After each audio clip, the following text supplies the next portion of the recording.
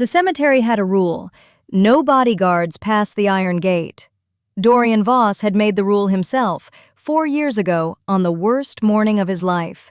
He had decided then that whatever he was outside these walls, whatever he commanded, whatever blood he had on his hands, he would come to this place alone, as nothing, as a man who had failed the only person who had ever made him want to be something else.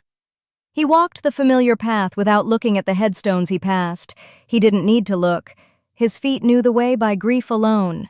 Lena Voss, beloved daughter. 3 years, 2 months, 11 days. He stood before the small white stone and let the cold settle into his chest. He always let it. That was the point. He pressed 2 fingers to the top of the stone, a habit he couldn't name and never tried to, and crouched down to set the yellow flower at its base. Lena had liked yellow. He didn't know how he knew that about a child he had only held 3 times, but he knew it the way you know the color of a sunrise you can never unsee. He stayed crouched. He had been staying crouched, just like this, for 4 years of Sundays. The wind pushed through the row of bare oaks.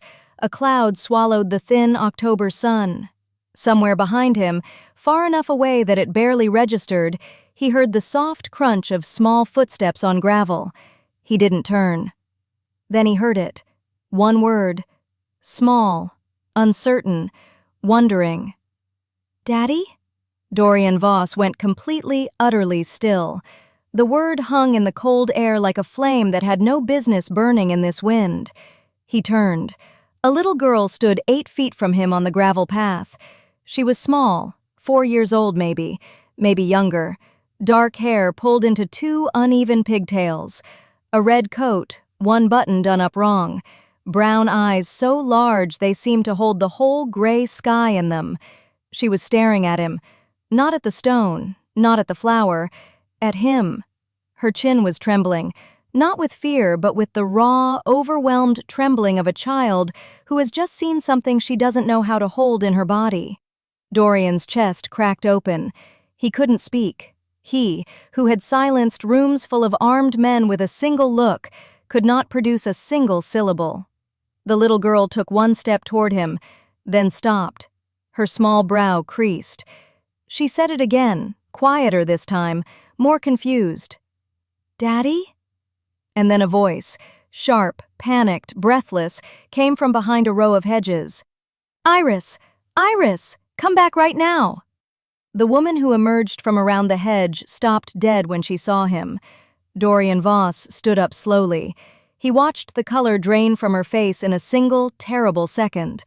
She was young, late 20s, dark-haired, dark-eyed, with the kind of face that would be beautiful under any circumstances except the ones currently written across it.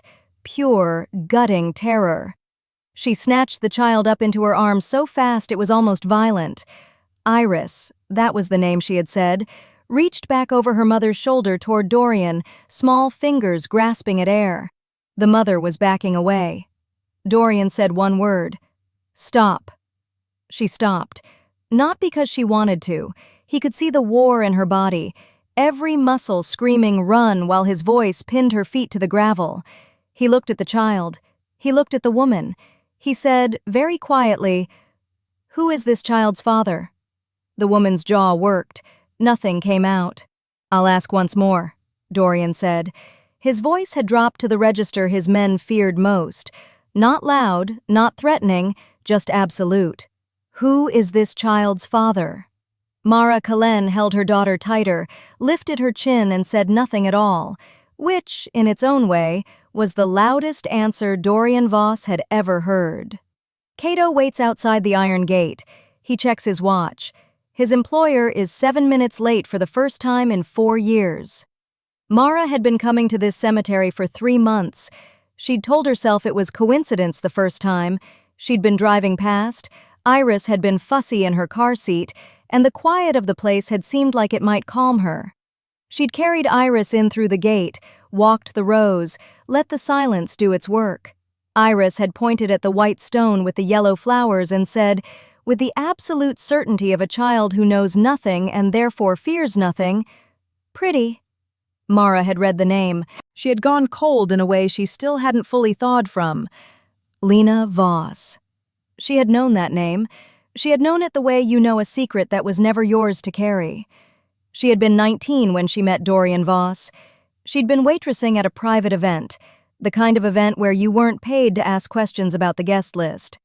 He had been 31, severe and quiet in a way that was somehow more dangerous than loud men. He had noticed her.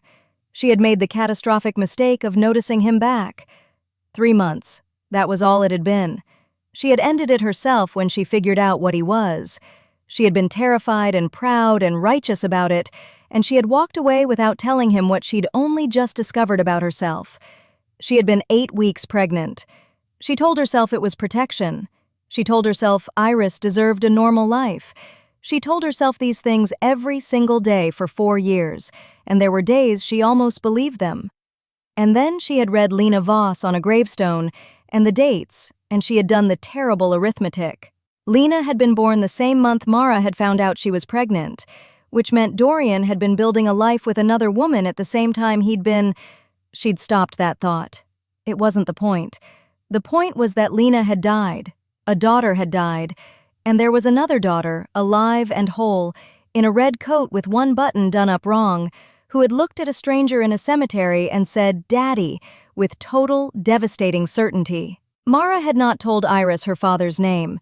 She had said only that he was away, that he was a complicated man, that someday, when Iris was older, Mara would explain everything. She had not explained why Iris, who had never seen a photograph of Dorian Voss, who had been kept carefully away from all knowledge of him, had looked across a gravel path and known. Children don't lie about that kind of recognition. That was the thing that had cracked Mara open these past 3 months. You could lie to yourself about coincidence for so long, and then you couldn't anymore. Now she stood 5 feet from him in a cemetery, holding her daughter, and he was looking at her with eyes like the edge of something that cut. "Her name," he said, "is Iris." It wasn't a question. He'd heard Mara say it. "Yes," Mara said. Her voice came out steadier than she deserved. "How old?" 4. 4 years and 2 months. She watched him do the math. She watched it land. His expression didn't change. That was the terrifying thing. Men who feel things in small ways, their faces move. But whatever was happening inside Dorian Voss right now, it was happening in a place faces couldn't reach. He said, "I want a DNA test." "I know. You'll agree to it." She looked at her daughter, who was watching Dorian over her shoulder with absolute fascination. Iris was not afraid of him. That fact alone was almost unbearable. "I'll agree to it," Mara said, "but I need you to understand something first." Dorian waited. "Whatever that test says," Mara told him, "I am her mother. She lives with me. Nothing you are, nothing you have, and nothing you can threaten me with changes that. Are we clear?" He looked at her for a long time. "We're clear," he said. Then he said, "I'll have a lawyer contact you by end of day." "I don't want your lawyer." "Then bring your own." His eyes moved to Iris one more time, just for a moment, but Mara saw something move through them, some seismic, unguarded thing, and then he turned and walked back down the gravel path toward the gate. Iris watched him go. "Mama," she said, "he was sad." Mara pressed her cheek to her daughter's hair and didn't answer. Mara watches it ring. She lets it go to voicemail. It rings again. Priya Solano showed up the next morning with coffee and a face that meant she'd already heard something she wasn't supposed to. "Priya, you want to tell me why Hendrix Boulay, the man who has never lost a case in 12 years, called my office at 8 a.m. asking for your home address?" Mara, "I was going to tell you." Priya, "When? Before or after whatever this is buries us both?" Mara set her coffee down. She told her. All of it. The cemetery, the child, the way Iris had said, "Daddy," like she was reading it off the inside of her own chest. Priya was quiet for a long time.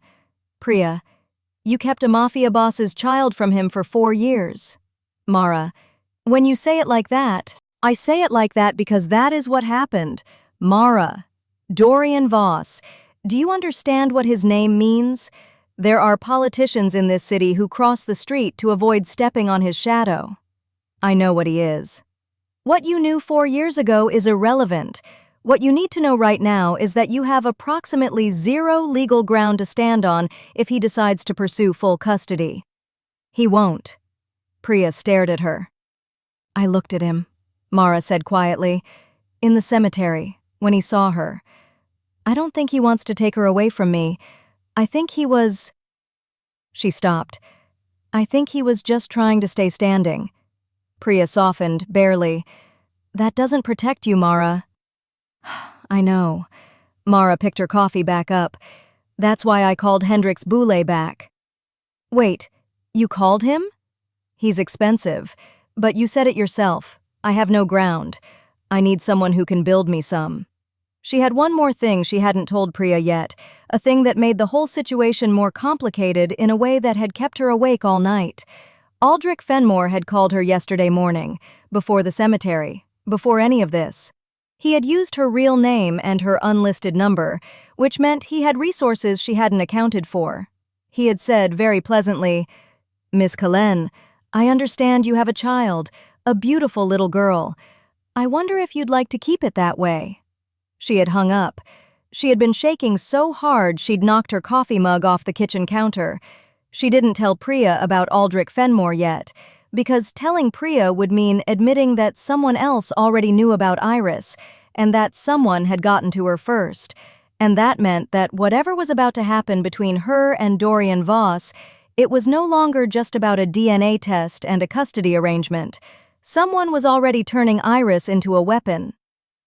The law offices of Hendrix Boulay, 14th floor, floor-to-ceiling windows looking out over a city that doesn't know it's being divided and traded below.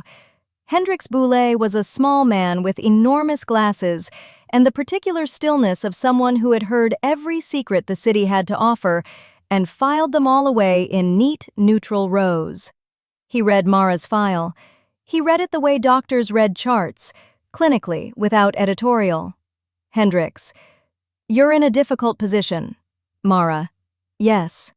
Hendrix. Dorian Voss's lawyers will argue abandonment of paternal rights through deliberate concealment. That's a strong argument, particularly given the timeline. Mara. What can I argue back? Hendrix. That you acted in good faith to protect your child from a criminal environment. He took his glasses off, cleaned them. The problem is that Dorian Voss has never been convicted of anything. On paper, he is a legitimate businessman with significant real estate holdings and documented philanthropic work. Mara. Of course he is. Hendrix. His lawyers will make you look like a paranoid young woman who deprived a grieving father of his only surviving child. He put his glasses back on. Is there anything else I should know? She told him about Aldrich Fenmore's call. Hendrix went very still. Hendrix. Say that name again. Mara. Aldrich Fenmore. Hendrix folded his hands on the desk. When he spoke again, something had shifted in his voice. Not fear exactly, but something adjacent to it, worn smooth by professionalism. Hendrix. Aldrich Fenmore is Dorian Voss's primary rival. The two families have been in a cold war for 6 years. If Fenmore knows about your daughter, if he has that information and has already contacted you, then he isn't warning you, he's positioning you. Mara. Positioning me as what? Hendrix. As leverage. He looked at her steadily. He will use Iris to put pressure on Voss. That pressure will take a form he can control and you cannot. He'll either go to Child Protective Services with a fabricated welfare complaint, which I can fight, but it takes time, or he'll go to the press. Mara's stomach dropped. Hendrix. If he goes to the press with the story of a mafia boss's secret child, Iris's face will be on every news site in the country. Her safety, her anonymity, her ability to have any kind of normal life. He stopped. You understand. Mara understood. She had 4 days, Hendrix told her, before Fenmore made his next move. He was watching Voss, which meant he was watching her, which meant every hour she delayed reaching an agreement with Dorian was an hour Fenmore had to set his plan in motion. She left the office in the rain. Cato was waiting beside a black car at the curb. She hadn't called for a car. Cato, Mr. Voss would like to speak with you, tonight. He says it's neutral ground. His choice of location, your right to refuse. Mara looked at the rain. Mara, tell him I'll come. She would walk into Dorian Voss's world, but she would walk in with her eyes open and her daughter's name in her mouth like a shield. Chapter 5. A private dining room. No other guests. A fire. 2 plates of food that go mostly untouched. He was already there when she arrived. He stood when she walked in, a reflex of something she thought that hadn't entirely been trained out of him. A grandmother, maybe. A sense of occasion. They sat. A server poured water and disappeared. The DNA results had come that afternoon. Same-day private lab, the kind that charged more than Mara made in a month. She knew that because Hendricks had texted her 30 minutes ago. Results in. It's confirmed. Prepare yourself. She looked at Dorian across the table. He looked back. Dorian, I already know what the test says. Mara, so do I. A beat of silence that had too much in it. Dorian, I want to know why. His voice was controlled. She had expected anger. Volcanic, mafia boss anger. The kind that came with broken furniture and bodyguards closing in. But this was worse. This was a man holding something enormous very carefully, the way you hold something you're terrified of dropping because of what it will do when it hits the floor. Mara, I was 19. You were a man who had people hurt when he needed them hurt. I was 8 weeks pregnant and I made a decision to protect my child. Dorian, from me. Mara, yes. Dorian, she called me Daddy. His jaw tightened. She had never seen me. She called me Daddy. Mara, I know. Dorian, what did you tell her about me? Mara, that you were away, that you were complicated, that was all. He looked at the fire. Dorian, Lena. He stopped. He tried again. Lena's mother was Vivian Fenmore. We were engaged. She died 8 months after Lena. Overdose. Another pause. The Fenmore family blamed me. Mara heard the name hit the inside of her chest. Mara. Vivian Fenmore. Dorian. Aldrich's daughter, yes. He looked at her. How long ago did he contact you? Mara's eyes narrowed. How do you know about that? Dorian. Because Cato watched his man hand you a burner phone outside your daughter's preschool 14 days ago. We've been tracking his movements since. The air left Mara's lungs. Mara. You've been watching Iris. Dorian. I've been watching Fenmore watching you. There's a difference. Mara. Not to me. He leaned forward. Dorian. Aldrich Fenmore wants to use Iris to undo me. He's done it before. He went after Vivian because she was a pressure point. I didn't protect her in time. His voice didn't break, but something near the edges of it frayed. I will not be too late again. Mara stared at him. She had come here ready to fight. She had her lawyer's arguments stacked up like sandbags ready to be deployed. She had prepared for a man who would try to buy her or intimidate her or dismantle her. She had not prepared for a man who was afraid. Mara. What are you asking me? Dorian. I'm asking you to bring Iris somewhere safe while I deal with Fenmore. Mara. No. Dorian. Mara. Mara. No, I don't go somewhere. I don't hand my daughter to your protection and wait in a safe house like a package. Those are not my terms. His eyes searched her face. Dorian. Then what are your terms? She had prepared for this moment too. Mara. Equal. Everything equal. You want access to Iris? We build that through proper channels, through Hendricks, on paper, with a family court judge who has no connection to your business. I stay in my home. Iris stays in her school. Your security operates around us, not over us. And you tell me everything Fenmore does the moment you know it. No filtering, no protection from information. He was quiet for a long time. Dorian. And in exchange? Mara: in exchange, I won't fight your access to her, and I'll stop pretending to myself that she doesn't already know who you are. The fire cracked. Dorian looked at her like she was something he hadn't expected to find anywhere, let alone here. Dorian: agreed. 1 week later, a park. Iris has a red scarf that keeps coming unknotted. He was 10 minutes early. Mara watched from the bench as Cato parked the car at the far edge of the lot, as instructed, and Dorian Voss walked across the park alone, in a coat that cost more than her rent, with a small paper bag that appeared to contain, she squinted, a stuffed rabbit. Iris saw him from 50 feet away. She did not run to him. She did not shy away. She looked at him with the absolute, unself-conscious attention of a child who is deciding something important, and then she walked toward him at a pace that suggested she had made her decision, but was proceeding with dignity. Mara pressed her lips together. Dorian crouched to her level. He held out the rabbit. Iris took it. She studied it. She looked at him. Iris: his ear is floppy. Dorian: I know. I picked him because of that. Iris considered this explanation, found it satisfactory, and sat down on the grass beside him as though they had been doing this forever. Mara watched from the bench. She watched him be careful with her daughter, so careful, with such deliberate, self-conscious gentleness, as though he was handling something breakable and sacred.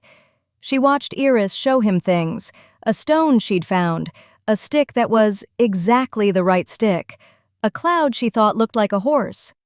She watched Dorian Voss, who ran an empire that moved money through 16 countries, evaluate a cloud with complete seriousness and say that he thought it looked more like a dog. Iris: it's a horse. Dorian: you're right, I see it now. Mara's chest did something she wasn't prepared for. It was Priya. Sable Wren from CPS just called my office. Someone filed a welfare complaint. They want to do a home visit on Thursday. Mara stood up. She looked across the park at Iris at something, at Dorian looking at Iris like she was the only fixed point in a tilting world. She typed back, Fenmore. Priya: almost certainly. Sable Wren is clean. I know her. She's good. But this is Wave 2. Wave 2. Hendricks had warned her. Humiliation and intimidation first, then legal and social attack. They were exactly on schedule. She walked across the grass toward Dorian. He saw her face before she said a word and stood. Dorian: what happened? She showed him the text. He read it. His expression didn't change, but she saw his hand close at his side. Not a fist exactly, but close to one. Iris: Mama, look what Dorian taught me. She was balancing the stick on one finger, tongue out in concentration. Mara: that's wonderful, baby. Iris, satisfied: I'm going to teach you later. Dorian, to Mara: I can make this complaint disappear. Mara: no. Dorian: Mara, if you make it disappear, we look like we have something to hide. We let Sable Wren come. We let her see exactly what our home is. I have nothing to hide. She met his eyes. Do you? He held her gaze. Dorian: nothing she'll find on Thursday. Mara: good. Thursday morning. Mara's apartment. Every surface is clean. Iris has set out her stuffed animals in a formal row on the couch, including the floppy-eared rabbit, which now has a name, Captain. Sable Wren was a tall woman in her late 30s with kind eyes and a posture that said she had walked into many difficult rooms and intended to see each one clearly. She walked through the apartment. She looked at Iris's bedroom, the art on the walls, the books stacked, the carefully managed chaos of a child who was loved. She sat with Iris at the kitchen table and talked to her about school, about friends, about what she liked to eat for breakfast. Iris described Captain the Rabbit's entire biography, which apparently included a seafaring past and a brief period as a pirate. Sable, she wrote things down. Sable to Mara. The complaint alleged inadequate supervision, financial instability, and exposure to a dangerous environment. Mara kept her voice even. My daughter has never been unsupervised. I work from home. She attends a licensed preschool 4 mornings a week, and she has regular checkups with her pediatrician. I can provide documentation for all of it. Sable. I'll need that documentation, yes. She looked at Mara steadily. I want you to know, Ms. Callan, that complaints filed through this office are investigated thoroughly and without predetermined outcomes. I don't work for anyone except this child's welfare. Mara. I know. Priya vouched for you. Sable, slightly. Priya told me the same about you. After Sable left, Mara sat on the kitchen floor with her back against the cabinet and let herself shake for exactly 2 minutes. Then she got up, called Hendricks, and told him to prepare the documentation package. Her phone buzzed. Dorian. How did it go? Mara. Fine. Ren is fair. I'll handle it. Dorian. I found something. Can you come? She looked at Iris, who was explaining Captain's pirate career to her second favorite stuffed animal, a bear named, with characteristic Iris pragmatism, simply Bear. Send it to me. 3 minutes later, a file arrived, encrypted. Hendricks would need to verify the source. She opened it. Her stomach turned to ice. It was a photograph. Grainy, taken from a distance, but clear enough. Mara at a cafe table, 6 months ago, speaking to a man she had met exactly once, a journalist who had cold called her about a story on single mothers in the city. She had spoken to him for 20 minutes over coffee and given him nothing because she had nothing to give. The caption Fenmore's people had written under the photo, Mara Callan, known associate of Dorian Voss, meeting with press contact to sell private information. They were going to make her look like an informant. They were going to destroy her credibility with the court, with CPS, with everyone, before she could build any ground at all. And then she read the second document in the file, a draft press release, not yet published, scheduled for the following Monday. It named Iris. It included her school's name. Her chest stopped. She grabbed her keys. Dorian's office, floor 40, rain against glass, the city small and silver below. She didn't wait for an invitation. Cato had apparently been briefed because he stepped aside when she came through the lobby, and the elevator was already waiting, and by the time she reached the 40th floor, she was moving fast enough that 2 men in the corridor pressed themselves against the wall. Dorian was standing at the window when she came in. He turned. She held up her phone. They put her school in it. He looked at the screen. Something went through his face. Not the controlled Mafia boss stillness she'd cataloged over these weeks, but something raw and stripped of all the machinery. When does it run? Monday. Unless you stop it. I'll stop it. How? And don't say I'll handle it like you handled the CPS complaint. I need to know exactly how. He turned from the window. He sat behind his desk, not in the way men sit behind desks to intimidate, but in the way a person sits to think clearly. Fenmore's leverage over that journalist is financial. He owns 3 of the publication's primary advertising contracts. I can match that. I can make it more expensive for them to run the story than to kill it. You're going to buy silence. I'm going to make a business decision look unattractive. He looked at her. It isn't clean, but it keeps her school off the front page. Mara sat down across from him. She hadn't planned to sit. She had planned to remain standing as a form of strategic distance. What does Fenmore actually want? What's his endgame? Dorian was quiet for a moment. He wants me to lose everything I am in this city. Influence, alliances, legitimacy. He's been building toward it since Vivienne died. He paused. He believes I was responsible. Were you? The question landed between them. He didn't look away. Not in the way he thinks. She was using. She had been for 2 years.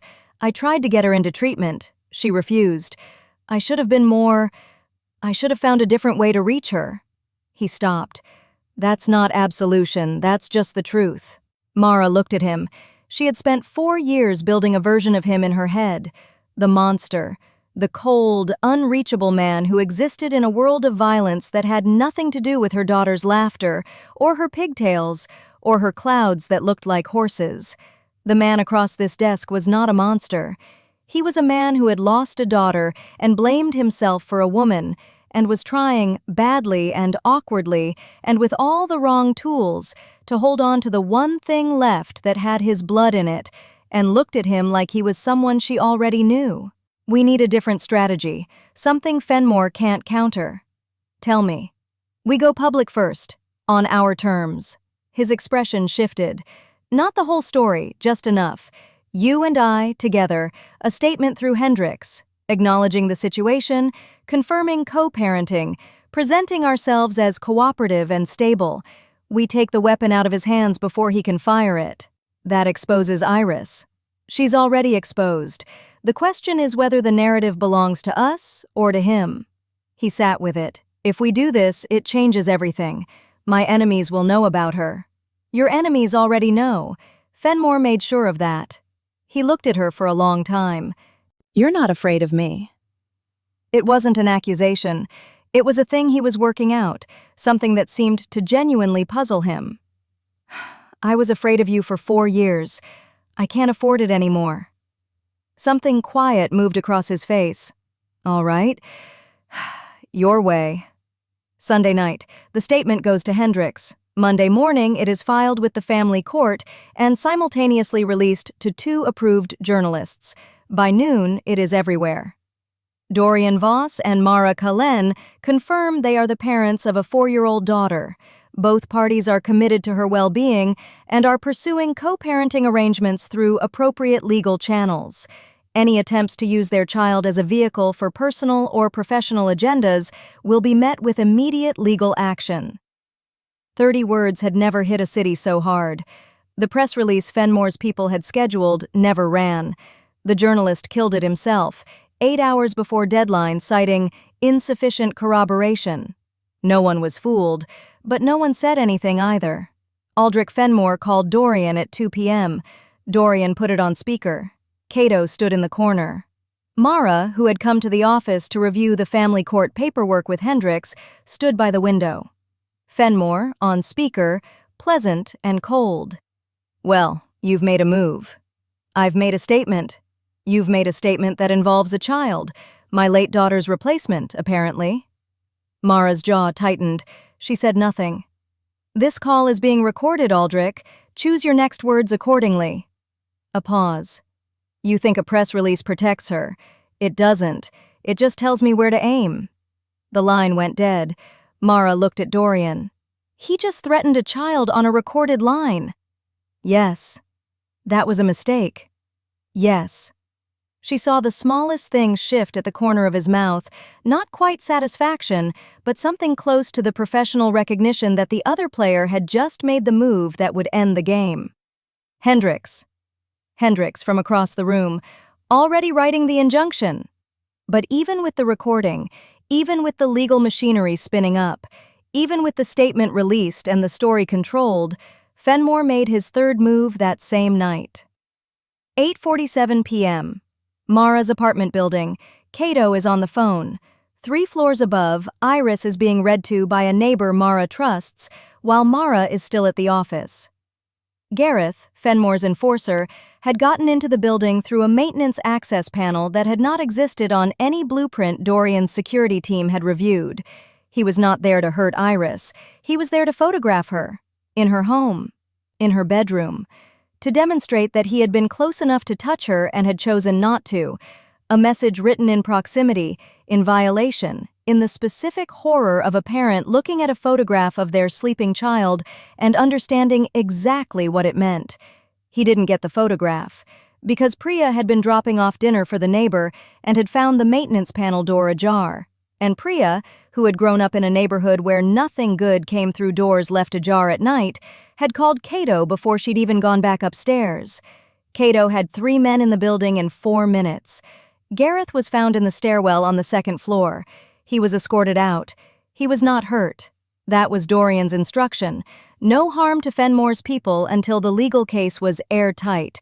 Not because of squeamishness, because the law was a sharper weapon right now than anything else in his arsenal, and he knew how to use it. Mara arrived at the building to find Priya in the lobby, with the expression of a woman who has committed to something and is only now understanding its full weight. She didn't hear anything, she's asleep. Mara's hands were shaking. She pressed them flat against her thighs and breathed. Dorian came through the lobby door 60 seconds behind her. He must have broken every traffic law in the city.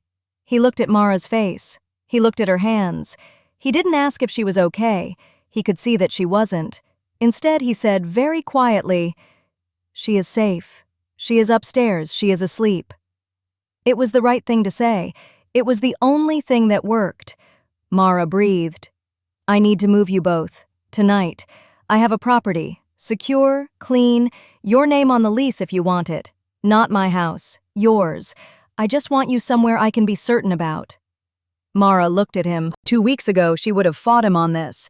Would have stood in the lobby of her own building and refused on principle. Because principle was all she'd had to stand on for 4 years. But principle didn't stop men from coming through maintenance panels. "Mara, Iris's school is nearby?" Dorian, 8 minutes. I checked before I suggested it. Of course he had. Mara, 1 month. We try it for 1 month, and I reserve the right to leave whenever I want without a single word of argument from you or your people. Dorian, agreed. Mara, and you're going to end this, whatever it takes. He held her gaze. Dorian, that I can promise. 3 days later, the recording of Fenmore's threat is filed with the court. Hendricks does something no one had expected. He files a civil complaint that ropes in the journalist, the advertising contracts, and 2 city council members whose names appear in Fenmore's financial records. It was Mara's idea. Dorian had been thinking about it as a containment exercise: suppress the threat, neutralize Fenmore's reach, protect Iris. Mara had reframed it. Mara, don't contain him, expose him, all of it through proper channels. Let the city see what he is. Dorian, if I expose his operations, my own history becomes relevant. Mara, I know. He looked at her. Mara, I'm not asking you to fall on a sword. I'm asking you to decide what you are now. Not 4 years ago, not 10 years ago, now. It was the hardest conversation she had ever had. She sat across from him in the safe house kitchen. Her kitchen, technically, her name on the lease as promised, with Iris asleep down the hall, and she said it plainly because she had decided that was the only way to say anything to this man. Mara, I need to know that the world Iris grows up in is one where what you do is not gone overnight, I'm not naive, but moving in a direction. I need to see movement. Dorian was quiet for a long time. Then he said, I've been in discussions with the Federal Financial Crimes Task Force for 8 months. Mara stared. Dorian, not as a target, as a cooperating source, in exchange for structured dissolution of certain operations and full immunity going forward. He looked at the table. It was already in motion before the cemetery. I just hadn't told anyone. Mara, Cato knows? Dorian, no one knows. If Fenmore knew, I'd be dead. She sat with the enormity of it. He had been dismantling his empire, quietly, systematically, before Iris, before any of this. Something in him had already been turning toward a door he hadn't known how to name yet. Mara. Why? He was a long time answering. Dorian. Lena. He said it simply, the way you say the name of something that cost you everything. After Lena, I spent 6 months thinking about what she would have grown up to know about her father, what kind of man she would have understood me to be. He looked up. I didn't want to be that man anymore. Mara looked at him across the kitchen table. She had carried 4 years of righteous certainty about who Dorian Voss was and why she had run from him and why she had been correct to do so.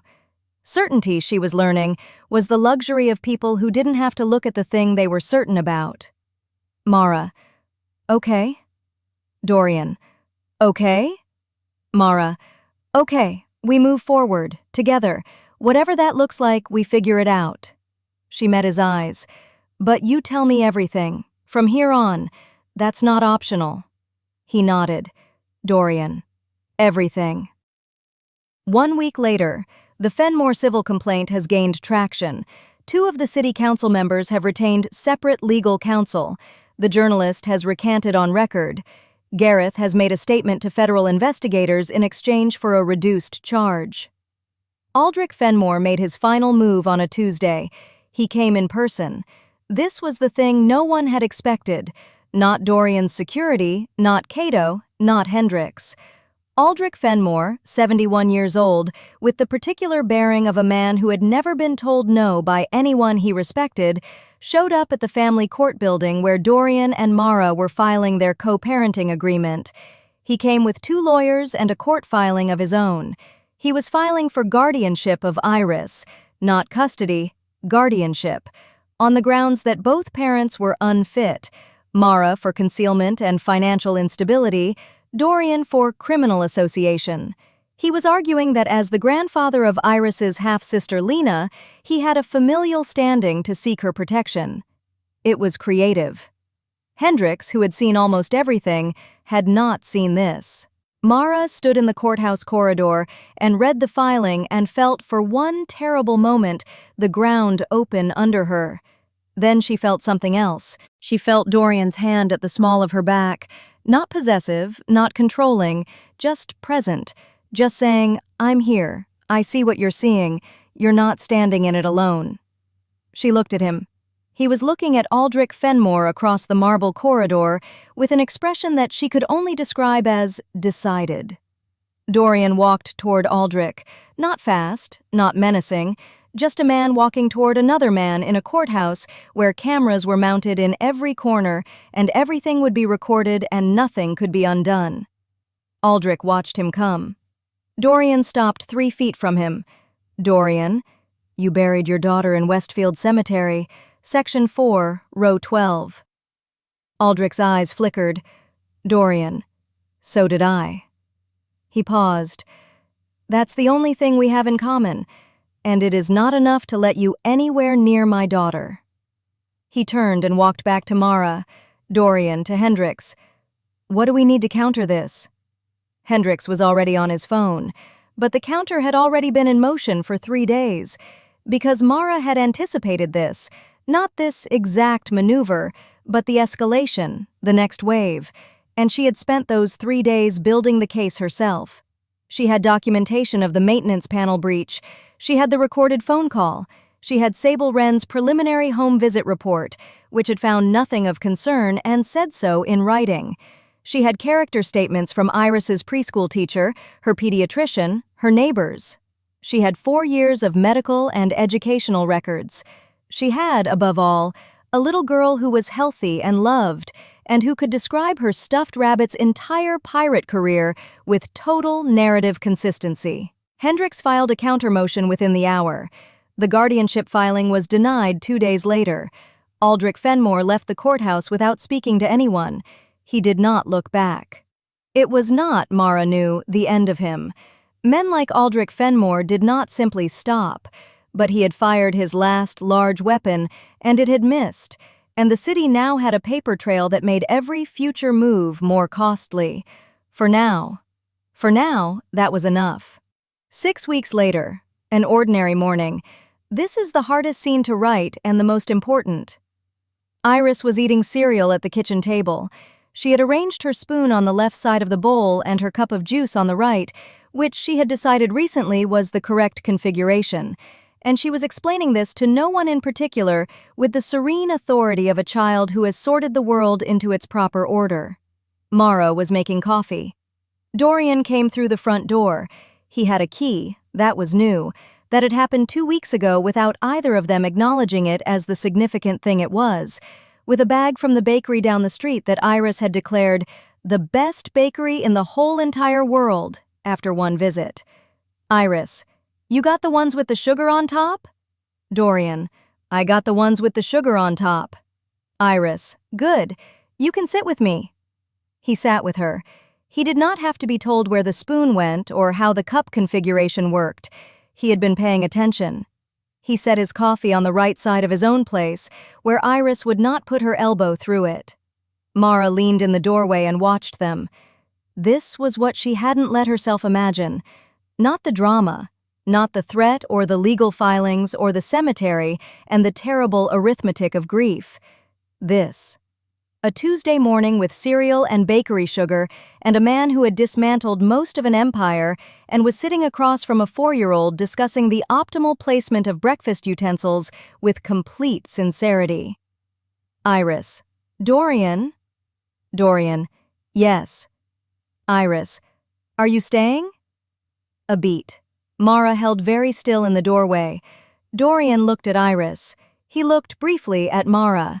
Then he looked back at Iris with that careful, deliberate gentleness that she had catalogued and would never stop being moved by.